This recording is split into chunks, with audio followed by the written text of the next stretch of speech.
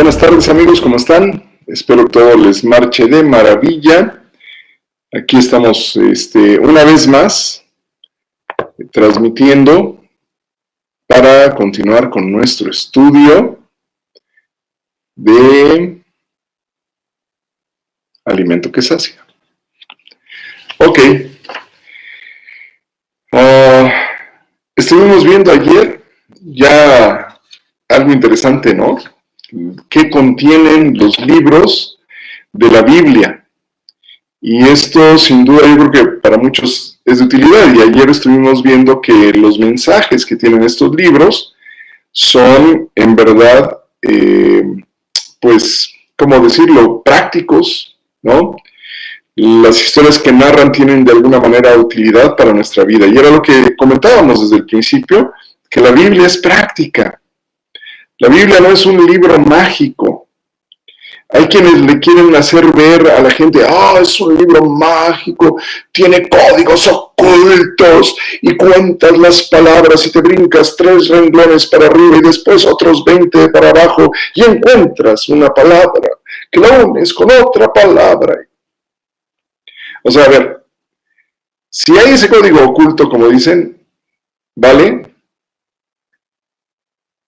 No es tan importante y te va a quitar mucho tiempo descubrir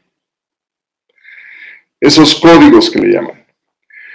Lo práctico es lo práctico.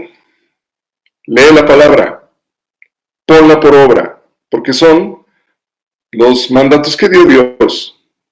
Él no dijo, buscarás en la palabra todas las que empiecen con Z y después las unirás. Eso no. Amigos, vamos a lo práctico. La vida es muy corta para andar tratando de buscar verdades ocultas de un Dios que es tan transparente, que nos ama. En realidad, si Dios fuera tan complicado, no hubiera hecho al ser humano y el universo que nos rodea. Más bien, nosotros nos complicamos. Nosotros creamos las religiones y esas religiones después nos dividen. Nosotros somos los que estamos insistiendo en llevar a la gente, como dicen, acarrear agua a nuestro molino, llevar a la gente a lo que nos interesa a nosotros, en lugar de llevar a la gente a Dios. Porque Dios lo que quiere, ya lo vimos, es tener una relación personal contigo. Por eso nos dio la Biblia. Por eso nos dio un manual de vida que al aplicarlo, al ponerlo por práctica, tu vida cambia, te bendice, las cosas te van bien. Ya veo a Josué tratando de ligar una palabra con la otra o de buscar letras y números. Eso no lo hacía él. Él leía la palabra porque era la instrucción que tenía Dios. De la misma forma Jesucristo mismo dijo que había que poner los mandamientos de Dios por obra y que Dios nos amaba. Imagínense, bueno, no sé cómo sean ustedes como papás, pero yo me quedo pensando que si yo como papá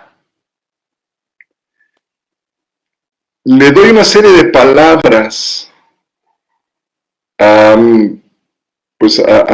la familia para que pueda entender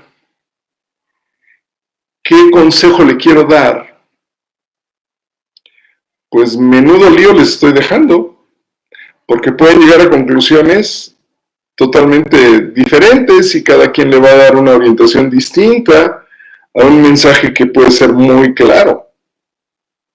No sé si me explico. Por eso lo que les digo es, lean la Biblia y pónganla por obra, pónganla en práctica, ¿vale? Ok. Ayer nos quedamos viendo el libro de Jueces, ya lo pasamos, y ahora continuamos. El siguiente libro que vas a encontrar en la Biblia, en el Antiguo Testamento, es el libro de Ruth. Es un libro precioso este libro de Ruth. A mí me gusta mucho la historia que narra ahí. El escritor también es desconocido. Se supone que pudo haber sido el profeta Samuel. Y el periodo en el que se escribió fue del año 1100 antes de Cristo a 971 antes de Cristo. Los personajes que aparecen en esta historia es Ruth, Noemí y Boz. Y lo que narra esta historia, o este libro, perdón, es una historia de amor y de fe. Es interesante que los ancestros de Jesucristo y del propio rey David llegan hasta esta mujer judía, hasta Ruth.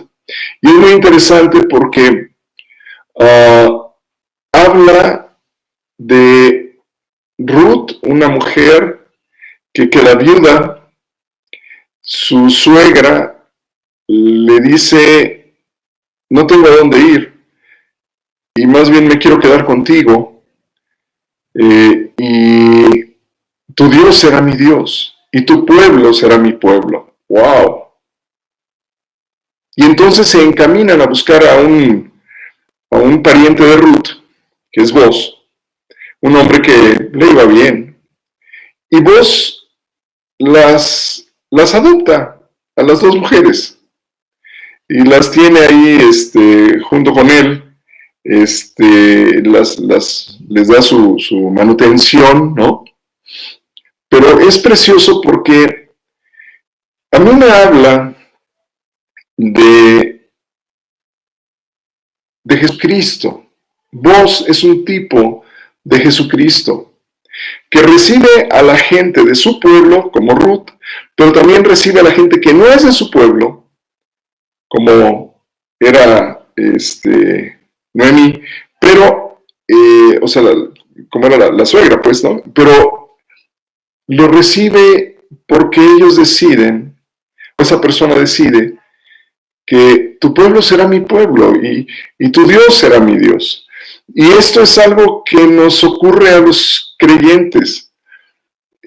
Originalmente el mensaje de salvación que trajo Jesucristo, el mensaje de arrepiéntete y recibe la vida eterna, conecta otra vez con Dios, originalmente fue para su pueblo, para el pueblo judío. Pero al final fuimos adoptados, los que creímos en Él. Y es interesante porque esa adopción se da justamente en el libro de los Hechos. Cuando lleguemos ahí lo vamos a platicar.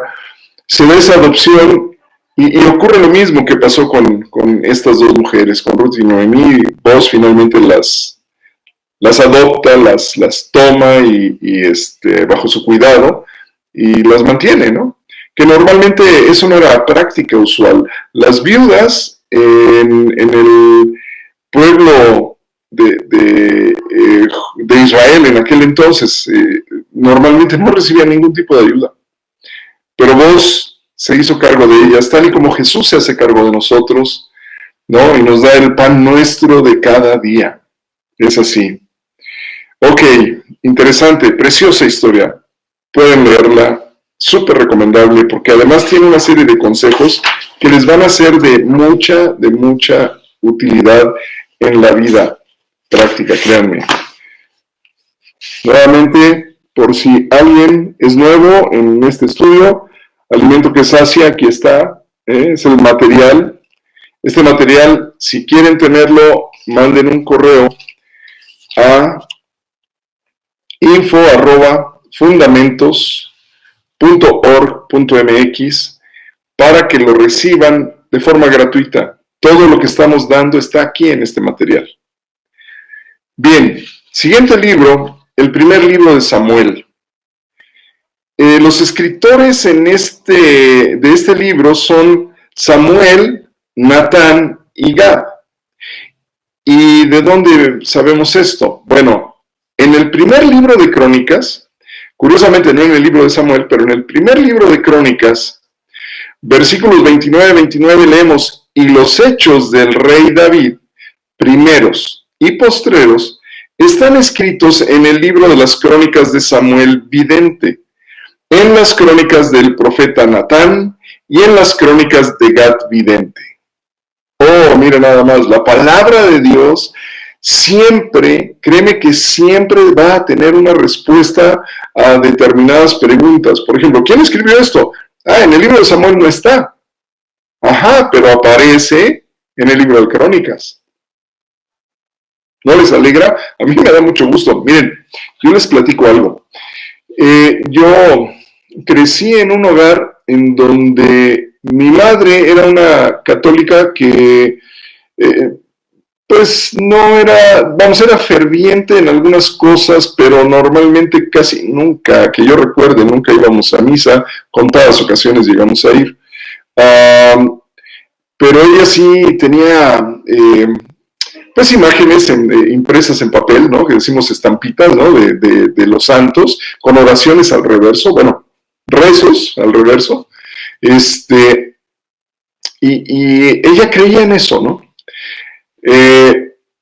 Mi padre no, mi padre, él fue un hombre que ingresó a la masonería y estuvo en la masonería muchos años. Finalmente la abandonó también, dejó la masonería, pero mi madre, pues, se volvió una católica más o menos del promedio que encontramos. Perdón que lo diga así, pero es así, una católica no practicante, por decirlo así. Y entonces yo me crié en ese ambiente en donde el razonamiento, por un lado, era lo que tenía que marcar mi estilo de vida, y por otro lado estaba mi padre, mi madre, que era una persona que pues consideraba que había un Dios, ¿no? Entonces, entre el razonamiento y Dios, la batalla normalmente que existe hasta el día de hoy. Y fue muy interesante que al paso del tiempo se me fueron acercando de una u otra manera gentes creyentes, tanto protestantes como católicos, y cada uno de ellos me invitó en su momento a participar de lo que ellos conocían, de lo que ellos sabían, y fue muy interesante porque tuve la oportunidad de ver los diferentes mundos que había. Tengo una tía que no sé si siga dentro del movimiento de los testigos de Jehová, pero estuvo ahí y ya también tuve yo la oportunidad de tocar ese movimiento. Tuve un compañero en la facultad que era testigo de Jehová, que también me invitó, ¿no? Tuve también la oportunidad de conocer a gente de la Iglesia de los Santos de los Últimos Días, los mormones, en fin. Dios de alguna manera me permitió entrar en contacto con una gran cantidad de personas de diferentes profesiones de fe, ¿vale? Y siempre me topé con algo que simplemente nunca pudieron responder. Yo les decía que, bueno, yo voy a creer en tu Dios si tu Dios me puede responder una pregunta. Porque yo veo que hay mucha maldad y hay mucho desorden en la tierra y no puedo comprender eso. Entonces quiero saber por qué Dios creó esto. Mi compañero de la facultad, que era testigo de Jehová, terminó por decirme, eres un apóstata. Y yo, wow, no sé qué significa eso, pero se oye feo. Y bueno, pasaron años. Finalmente, en alguna tarde, estando en casa, yo solo, digo, no había más gente, dije, bueno, si tú existes, si realmente tú eres Dios, si tú existes, si tú estás ahí, y esta es tu palabra, quiero que tú me respondas la pregunta. ¿Qué es el objetivo de haber hecho esto? ¿Por qué estamos aquí? Y dije, pues si tú hablas, pues yo abro tu palabra y me tienes que hablar. Curiosamente, digo, eso no se tiene que hacer, créanme que eso no es lo adecuado, pero Dios usó eso, esa oración así de básica, porque yo estaba buscando, tenía sed de Dios y Dios lo vio. vio mi corazón, vio lo que me interesaba de él, que quería yo estar en contacto con él, que quería conectar si es que él existía. Y entonces abrí la Biblia, empecé a leer, y de repente encontré que decía la palabra que todas las cosas habían sido hechas por y para Jesucristo. Así fue. Y con esa sencilla respuesta, yo me quedé y dije, el Dios que está hablando este libro de la Biblia, este va a ser mi Dios. Eso fue cuando tendría como unos 19, 20 años. Pasaron todavía varios años hasta que llegué totalmente derrotado, sediento de Dios, derrotado en la vida porque estaba desempleado, no había futuro, tenía yo varios meses después de tener problemas con la persona que yo en aquel momento había pensado casarme, precisamente porque estaba desempleado, había perdido toda esperanza de avanzar profesionalmente, en fin. Y fue muy interesante que, estando ya en esa condición, totalmente derrotado, totalmente abajo, en ese momento Dios se presenta a mi vida. Y yo le doy mi vida a Él, como les dije, le dije, Señor, toma el volante, no sé cómo se conduce esto, no tengo ni la menor idea. Tenía yo 26 años y en ese momento Dios tomó el control de mi vida y me empezó a conducir a través de su palabra para llevarme, como dice el Salmo 23 tan precioso, a pastos en donde me hizo descansar, me alimentó, me sustentó y pues desde entonces para acá, hace más de 30 años, y desde entonces para acá no lo he soltado. Pero es interesante porque la Biblia, lo que quería yo, perdón, ya les estoy platicando de mi vida, pero no era eso. Lo que yo les quería comentar es que lo interesante es que la Biblia tiene respuestas. De repente tú ves esto y dices, oye, ¿cómo te ibas a esperar que viniera puesto en una escritura del libro de Crónicas quién era el escritor del libro de Samuel? Pero así está. Así como yo encontré el tema de que pues este mundo había sido hecho por y para Jesucristo. Interesante. Ok, este libro fue escrito en un periodo que va del año 1105 a.C. al 971 a.C., más o menos. Los personajes que aparecen aquí es Samuel, obviamente, el profeta, Saúl, el primer rey de Israel, David, el segundo rey de Israel, y Jonatán, hijo de Saúl.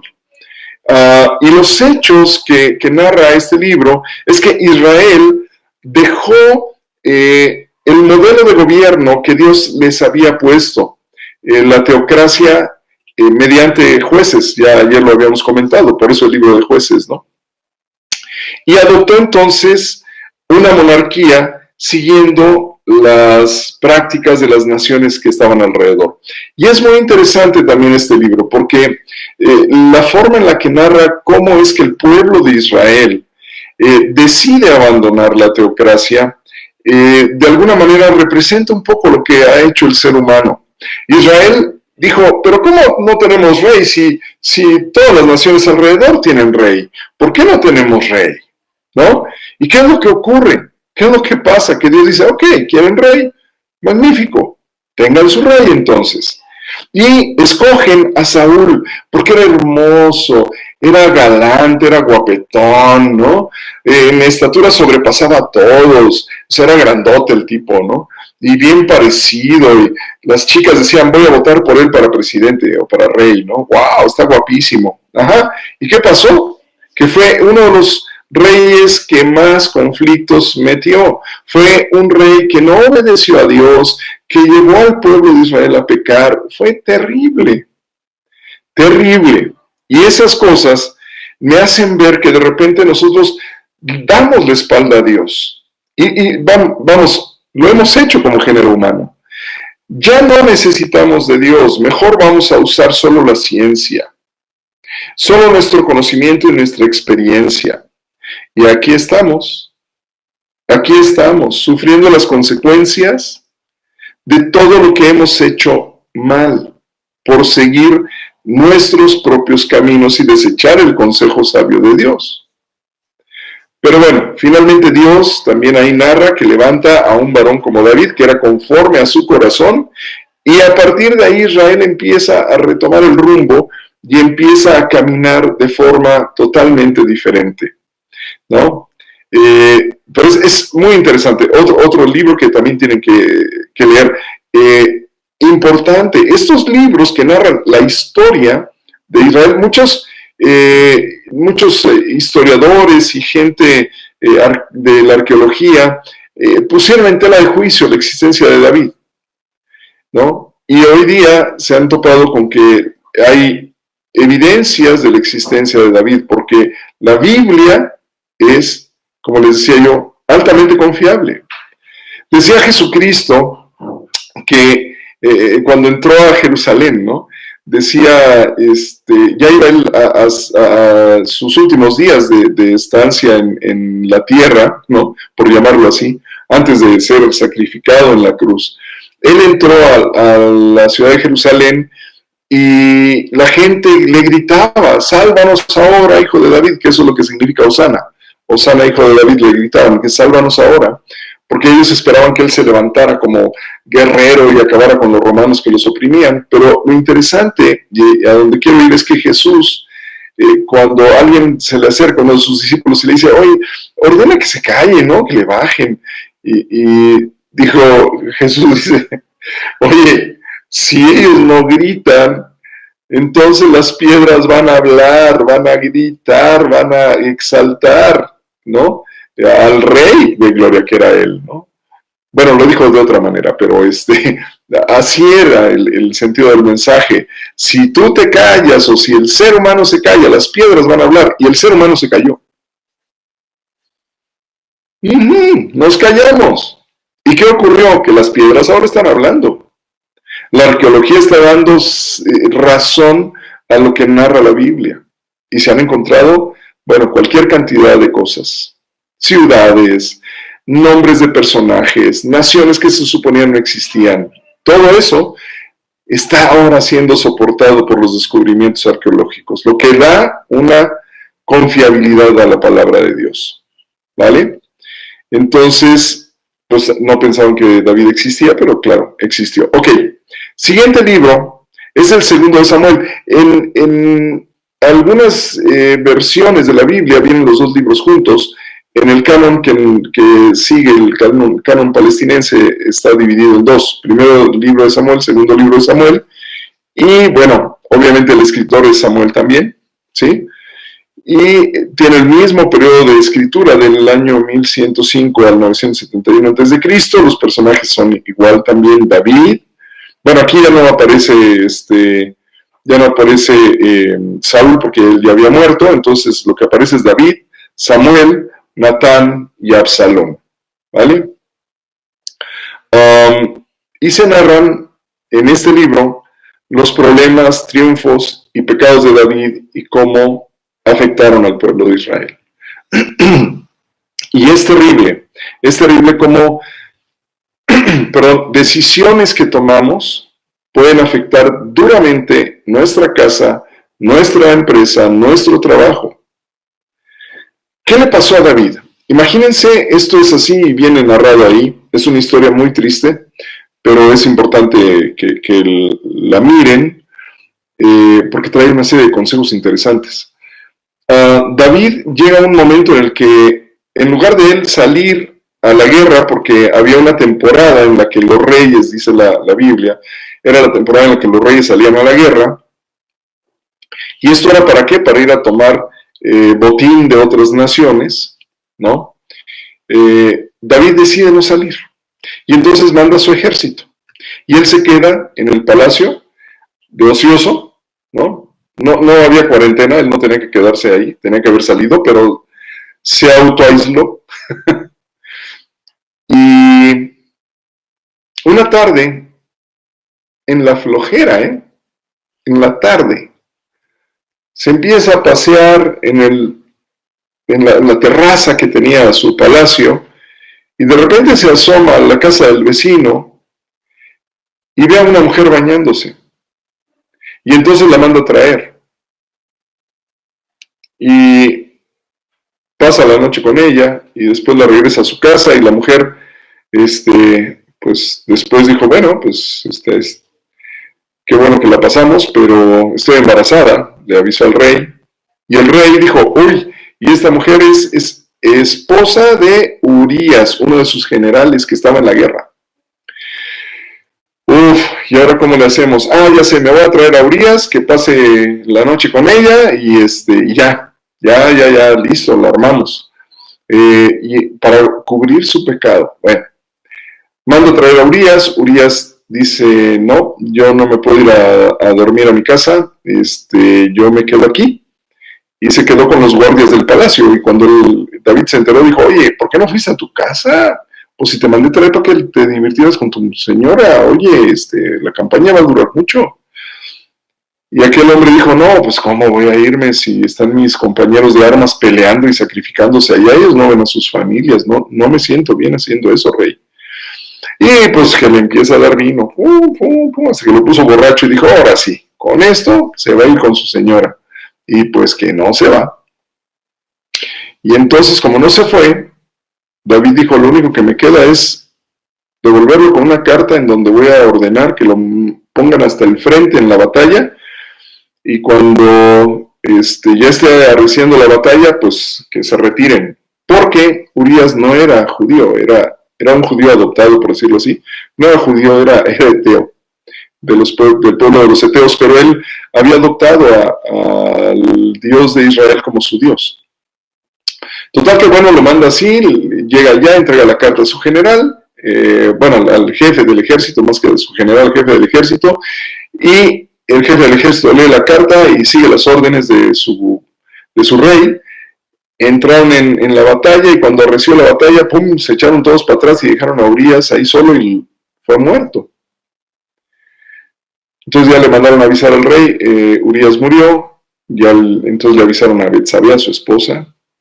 Betsabé, pues qué tristeza, qué luto, qué horror. Y pues nació el niño, pero el niño enfermó y murió. Pero en ese inter, Dios le mandó al profeta, a David, y le dijo a David, le dijo, rey, quiero que me digas qué podemos hacer. Resulta que un hombre rico que tenía pues suficiente para comprar un animal o matar uno de sus animales gorditos y hacer fiesta. En lugar de hacer eso, fue a la casa de su vecino que es pobre y tomó una oveja, la única oveja que tenía, y pues la mató y la hizo, la guisó para darle a sus amigos que venían de fiesta. Dice, entonces, ¿qué hacemos? Y le dijo el rey enojadísimo, ese es un desgraciado. Bueno, no dijo un desgraciado. Le dijo, ese tipo tiene que morir. Y voltea el profeta y le dice, rey, ese hombre rico eres tú. Porque tú tomaste a Betsabé, la esposa de Urías, y no conforme, también lo mandaste matar. El profeta, ¿cómo se enteró? Ya le diste, Dios se lo platicó. Hay cosas que de repente nosotros pensamos que nadie se va a enterar. Pero Dios se encarga. Si tú no te arrepientes, Dios se encarga. Si tú no echas camino para atrás, Dios se encarga. Y todo se puede descubrir. Así lo dice la palabra, ¿no? Ok. Pero hay muchas lecciones en esto. Primero, el rey, ¿por qué se quedó? ¿Por qué no fue a cumplir con su responsabilidad? Si hubiera ido a cumplir con su responsabilidad, primero no hubiera pecado viendo cosas que no tenía que ver. Porque no tenía que ver a la mujer bañándose. De haberse ido a la batalla y de no haber visto a la mujer bañándose, no lo hubiera traído, no se hubiera acostado con ella, no lo hubiera embarazado, no hubiera tenido que engañar, mentir a su propia gente y después mandarlo sacrificar y después pues también como consecuencia, porque fue consecuencia de esto, murió el niño, entonces no hubiera muerto el niño tampoco. Te das cuenta de cómo una decisión equivocada en tu vida tiene una cadena o desencadena pues una serie de sucesos que pueden ser totalmente tristes, totalmente horribles, es decir, se van a constituir en una tragedia. Así es que antes de tomar una decisión, tienes que consultar. Y no consultes con tu corazón, porque la palabra de Dios en Proverbios dice que el corazón es engañoso, ¿no? Consulta con el patrón. Pregúntale, ¿tengo que hacer esto o no tengo que hacer? ¿A dónde tengo que ir? De hecho, Pablo era una de las cosas que decía, ustedes ya no se pongan a decir, mañana voy a ir, voy a hacer, voy a tornar. No. Digan, primero Dios, iremos. Primero Dios, haremos. Y en Proverbios te dice también que los planes son del hombre, pero la bendición es de Dios. Está bien planear, pero busca que Dios te oriente para que esos planes fructifiquen y den el resultado esperado.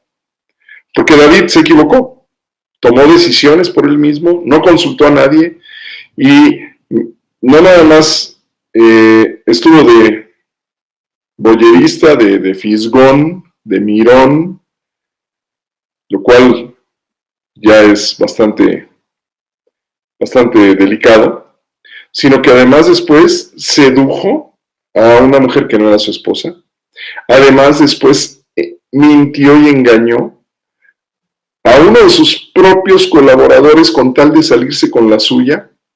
Esperemos que tú nunca hagas eso. Después se aventó con la puntada de olvidarlo, de dejarlo ahí como enterrado, pero Dios lo destapó. Y finalmente también fue responsable de la muerte de un pequeño niño. O sea, ¿hasta dónde te van a llevar las malas decisiones? Y es un poco, perdón, vuelvo al tema, hay algunos libros en los que me detengo un poco más porque veo que hay historias que tienes que aprovechar y aplicar en tu vida, ¿vale? Ok, perdón. Después del segundo libro de Samuel vas a encontrar el primer libro de Reyes. Y el escritor es desconocido. Se ha propuesto al profeta Jeremías como el posible escritor de este libro, pero no hay tampoco sustento que lo pueda respaldar. Este libro se escribió en el periodo del año 561 a.C. al 538 a.C. Los personajes que aparecen aquí narrados son Salomón, Jeroboam, Roboam, Omri, Elías y Eliseo. Elías y Eliseo estaban dedicados al servicio a Dios, eran profetas. Y este libro nos narra la historia de cómo el reino de Israel se dividió en dos. Se dividió en Judá e Israel. Y la idolatría se levantó. El pueblo de Israel fue detrás de, como dice, en pos de otros dioses y no del Dios que habían adorado. durante siglos. Y el profeta Elías, varón muy valiente, desafió a estos sacerdotes que se levantaron, porque la deidad ahora, en lugar de ser Yahvé, Jehová o Dios, lo que tenían era Baal. Y es interesante, ojo, vamos a ver después, en el estudio de los nombres de Dios, bueno, perdón, es el mismo estudio, pero cuando lleguemos a la parte de los nombres de Dios, ahí vamos a encontrar que también este nombre de Baal se llegó a poner en algún momento para referirse a Dios, pero eso lo dejamos ahí nada más como anotación, lo vamos a ver más adelante. Entonces lo interesante aquí es que Elías desafía a ese nuevo sistema religioso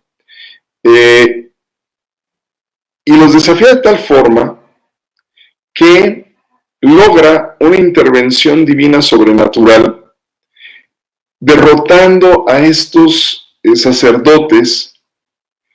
Y por otro lado, Eliseo, un joven, es llamado como discípulo de Elías. Es parte de lo que se narra aquí. Es muy interesante. Este evento, vamos, Salomón, hijo de David, asume el trono de su padre, pero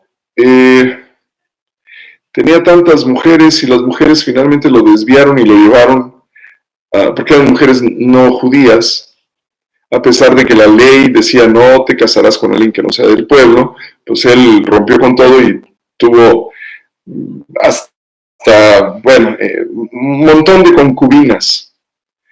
Pero esas mujeres fueron las que lo desviaron finalmente y él dijo, bueno, pues no hay problema, yo sigo mi relación con Dios y pues es que traigan sus ídolos, ¿no? Y entonces eso empezó a ocurrir, trajeron a sus ídolos y el pueblo de Israel finalmente terminó desviándose. Pero lo interesante es que Elías en algún momento dice, hey, le dice a la nación de Israel, eso está ocurriendo y eso tenemos que parar porque eso no es de Dios. Tenemos que detener esta corrupción que está entrando. Y finalmente termina por desafiar a esos sacerdotes de Baal y dijo, a ver, vamos a hacer algo. Si tu Dios Baal es súper chido y es el Dios bueno, el picudazo aquí, ¿no? El que sí la va a hacer, entonces, pues, ¿qué te parece que hacemos una pila de troncos, ¿no? De madera, y ponemos ahí unos cuerpos de animales sacrificados. Y entonces, si tu Dios es el bueno, que haga descender fuego y que consuma la ofrenda que le vamos a poner, ¿no? Yo creo en Yahvé, en Jehová, en el Dios de la antigüedad, el Dios que antes adorábamos. Y yo le voy a poner lo mismo, voy a poner también los troncos ahí, los animales, ya los trozos, pues ya troceado el cuerpo del animal ahí como ofrenda, y pues si tu Dios hace descender fuego del cielo y consume esto, pues listo, y si no, entonces pues me dejarás a mí intentarlo, y si mi Dios es el que hace que baje el fuego del cielo, pues entonces mi Dios es el verdadero Dios. Y pues lo hacen, y eran 400 sacerdotes de Baal, y estaban ahí, dice que hasta se tasajeaban con cuchillos, se cortaban para que saliera sangre, ¿no? Para ofrendarle ese sacrificio también a Baal. Y pues no, Baal no contestaba, y entonces hasta el profeta Eliseo,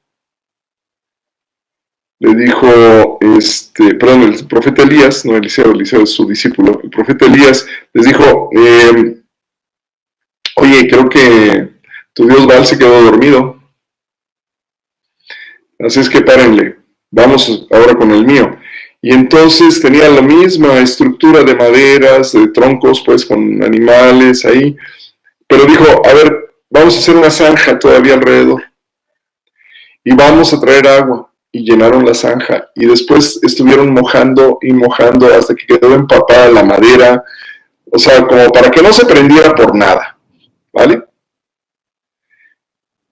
Y Elías, de manera muy humilde, se acercó, se arrodilló y dijo: Dios, manda fuego del cielo para consumir esto. En ese instante cayó fuego del cielo. Dice que no solo consumió la madera y los animales que estaban como ofrenda, sino que lamió el agua, es decir, se secó todo el agua alrededor. Y el pueblo de Israel dijeron: ¡wow! ¡Qué impresión! Y entonces, pues se ejecutaron a los 400 sacerdotes de Baal, ¿no? Ahí mismo los degollaron, dice la palabra. ¡Qué horror! Y cuando la que reinaba, la esposa del que estaba ahí reinando, una señora llamada Jezabel, que era adoradora de ese dios de Baal, cuando se enteró de que le habían ejecutado a sus 400 sacerdotes, dijo: ¿quién fue? Elías. Pues vayan y díganle a Elías que mañana mismo le voy a hacer eso, delante de todos, no se va a salvar. Y entonces Elías salió corriendo y se metió en una cueva, ¿no? Se ocultó y se quedó dormido, estaba deprimidísimo, estaba espantadísimo, estaba con un susto terrible. Y entonces se le aparece un ángel de Dios y le dice: hey, Elías, ¿qué haces aquí? Y dice: es que como sentí un vivo celo por Dios, hice esto y lo otro, aquello, y ahora me buscan para matarme. De hecho dice que el ángel le cocinó un pan y se lo dio a comer, porque el hombre estaba ahí oculto y no había comido nada. Y le volvió a preguntar una segunda vez, y le volvió a preguntar una tercera vez, y a la tercera vez entonces le dijo: mira, ven, sal. Pero vas a ver pasar a Dios, pero no vas a ver su rostro. Solamente vas a ver su espalda. Y después ahí narra cómo fue que Dios pasó y efectivamente vio la espalda, y el ángel le dijo: largo camino te resta y tienes que ir a ungir todavía a reyes de otras naciones. Y entonces, ¿a dónde voy con todo esto? Que muchas veces hacemos cosas que son tan exitosas, son tan buenas, son excelentes, pero terminamos tan agotados, tan cansados, que nos podemos deprimir o nos podemos tratar de esconder, ¿no?, en el cansancio que tenemos. Llegamos al punto del agotamiento. Y de repente queremos abandonar la empresa, pero ¿sabes qué? No lo puedes hacer. Dios tiene todo un propósito más grande. Tienes que animarte, tienes que seguir. Ahorita estamos encerrados en la cueva, ¿no? Porque el virus anda buscándonos. Pero no te desanimes, no te deprimas. Solo cuídate bien, porque el largo camino te resta. Dios tiene propósito todavía para tu vida, un propósito bueno, excelente, magnífico. No sabes qué tan grande va a ser esto. Después de esta crisis, que incluso ya está volviendo crisis económica, lo cual es magnífico, porque en las crisis es donde surgen las verdaderas oportunidades. Después de esta crisis, te vas a encontrar con más de una oportunidad para desarrollar el potencial que Dios ha puesto en ti. Anímate, prepárate, aprovecha este tiempo de que estás encerrado para hacer esto, para aprender de la Biblia, pero también puedes aprender tal vez a tomar clases de piano, de un idioma o de algún conocimiento administrativo o algún conocimiento científico que no tienes, qué sé yo. Aprovecha este tiempo, aprovéchalo, aliméntate de Dios, porque una vez que pase esto, estoy seguro que te va a hablar Dios, te va a proponer cosas, te van a venir ideas. Yo le digo a la gente que cuando Dios te habla, de repente aparece una idea y ¡pum! ¡Ay! Voy a montar un negocio en donde voy a vender sándwiches. Sí, eso voy a hacer. Y después dices, no, mejor no. Y te viene otra idea, y de repente viene otra idea, o te viene la idea de crear algo. Y es interesante porque esas son propuestas que Dios te hace. Dios está hablando a través de tu voz interna aquí en la mente, te empieza a dar ideas a través de sus pensamientos. Y empieza a decirte, ¿por qué no hacemos esto? ¿Por qué no hacemos lo otro? ¿Tampoco te gusta? Ok, te propongo esto otro. ¿No te gusta? Ok, te propongo esto otro. Y de repente hay una idea que dices, sí, esa me gusta, la voy a hacer. Y te sale, y te va bien. Porque Dios así actúa. Entonces, no te deprimas, como el buen Elías, más bien, espera, porque largo camino te resta. Dios tiene un propósito para tu vida, Dios tiene un propósito para tu familia, Dios tiene un propósito para la iglesia donde estás, Dios tiene un propósito para el ministerio donde estás sirviendo. Largo camino te resta. Ok. Híjole. Bueno, el siguiente libro, Segunda de Reyes. El escritor también es desconocido, como ya habíamos comentado, se ha propuesto al profeta Jeremías, mismo periodo en el que se escribió el primero, también este segundo, entre los años 561 a 538 a.C.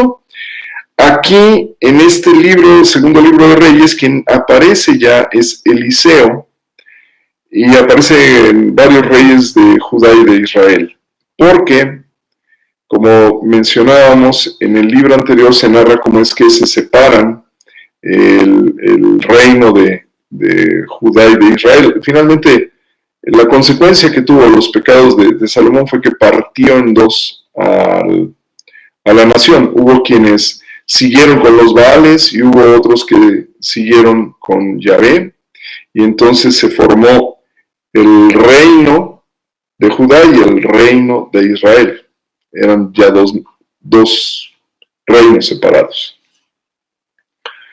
También le decían reino del norte y reino del sur, ¿no? Ok. ¿De qué trata este segundo libro de Reyes? Bueno, los hechos que narra es que Eliseo es el sucesor del profeta Elías. El profeta Eliseo, bajo el poder de Dios, hace prodigios y milagros, y Israel termina yendo cautivo a Siria, mientras que Judá lo llevan cautivo a Babilonia. Es triste, pero es lo que ocurrió, una nación dividida. De hecho, Jesucristo lo decía, una casa dividida contra sí misma no puede permanecer. Entonces, por eso, el propio Jesucristo llama a la unidad de la iglesia, a la unidad de los cristianos. La nación de Israel, que se dividió en Judá e Israel, ambas. No es que Judá, ya se salvó y como está súper chido, entonces ellos no van a ser tomados. No, fueron tomados cautivos y fueron a Babilonia, mientras que Israel fue cautivo de los asirios. ¿Cómo está tu casa? ¿Cómo está tu reino? ¿Cómo está tu empresa? ¿Cómo está tu trato con la gente? ¿Estás en unidad? ¿Estás llevando unidad o predicando o invitando a la unidad a tu gente, a tu familia, a tus empleados? ¿O tú como empleado estás siendo quien invite a la unidad en tu trabajo? ¿O como hijo estás invitando a la unidad en tu familia?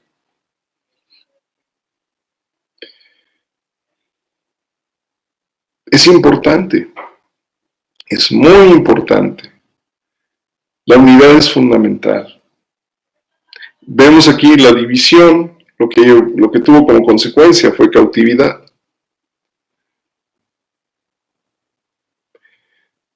Entonces, creo que es fundamental que te replantees lo que está ocurriendo. Si hay división, para con esa división, porque finalmente termina uno cautivo. y se los digo por experiencia propia. Las familias pueden quedar cautivas de enojos y amarguras que nada tenían que venir a hacer en esa relación familiar tan buena que se pudo haber tenido. Y después de muchos años, entonces, es cuando venimos nuevamente a la reconciliación. Pero durante ese tiempo nos perdimos. Uy, está tronando, tormenta eléctrica en la Ciudad de México.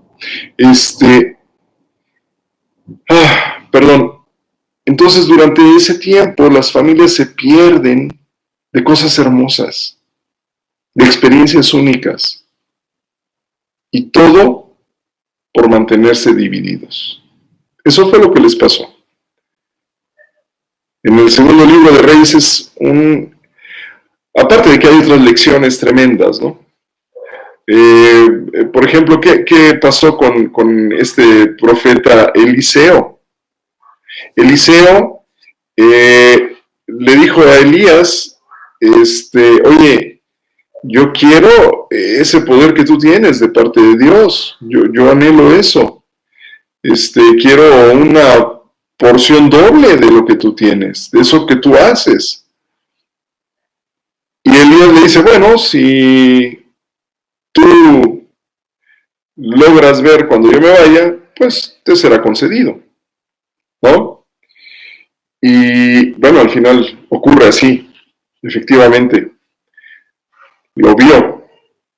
No se distrajo. Había gente que le decía, ya tu maestro Dios dice que se lo va a llevar, ya déjalo, mejor vete a hacer otras cosas. Y él dijo, no, vive Dios que yo no me voy a separar de este hombre. Porque él anhelaba las cosas de Dios. Y eso es algo importante. ¿Anhelas tú las cosas de Dios? Bueno, yo creo que sí, porque estás viendo el video. Pero además de eso, además de ver este video o toda la serie, ¿qué vas a hacer tú el día de mañana una vez que pare esta serie? ¿Vas a leer la Biblia? ¿Vas a buscar esa comunión, esa reunión con Dios, ese conectar con Dios? ¿O vas a decir, fue una enseñanza muy agradable y ahí terminó? Eliseo buscó esa parte. Se entusiasmó porque tenía un celo, un anhelo tremendo por Dios, para que Dios lo usara a él. Y finalmente así ocurre. Y bueno, se vuelve también uno de los grandes profetas de su tiempo. Uy, ya estamos a punto de terminar. Perdón, se nos fue el tiempo rapidísimo. Y nada más llegamos hasta Segunda de Reyes. Bueno, ya después entraremos a los libros de Crónicas, pero eso ya lo veremos después. Les agradezco mucho a todos que hayan estado presentes. Gracias por estar con nosotros. Si tienen comentarios, si tienen sugerencias, son bienvenidos. info@fundamentos.org.mx, ¿vale? Y si quieren el material, manden su correo también ahí en info@fundamentos.com.mx. Que Dios los bendiga mucho, que los guarde y en verdad, les amamos, estamos para servirles.